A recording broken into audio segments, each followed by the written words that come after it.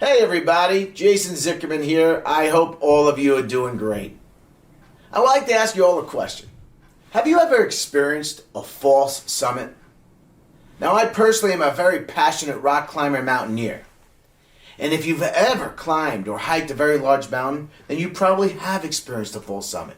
Meaning that you felt that you're almost at the top of your climb, only to learn that you have a long, long way to go.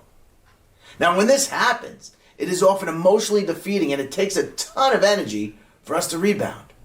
But with a little bit of planning, with a little bit of forethought, these false summits, well, they're avoidable. And false summits also happen within our businesses.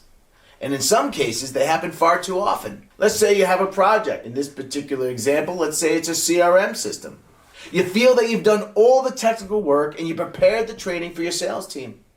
You train all the users and you have a great sense of satisfaction. This project is really ready to roll out.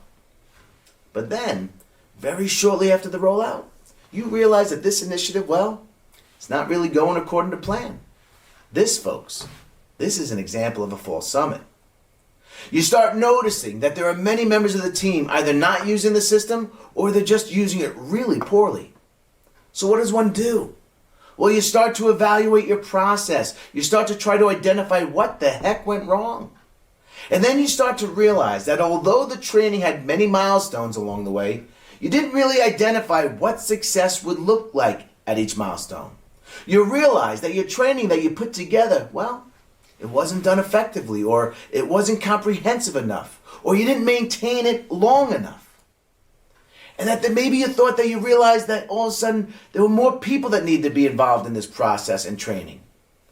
And now you have a long, long way to go to make this CRM system stick and to become a very valuable part of your organization.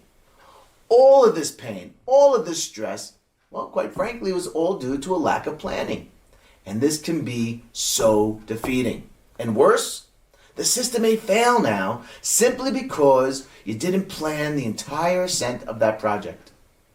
So my advice to you is when you plan out a project, particularly a complicated one, plan it out fully.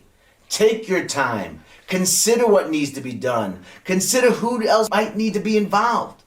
And by doing this, there is a much greater chance that you're going to avoid these very demoralizing false summits.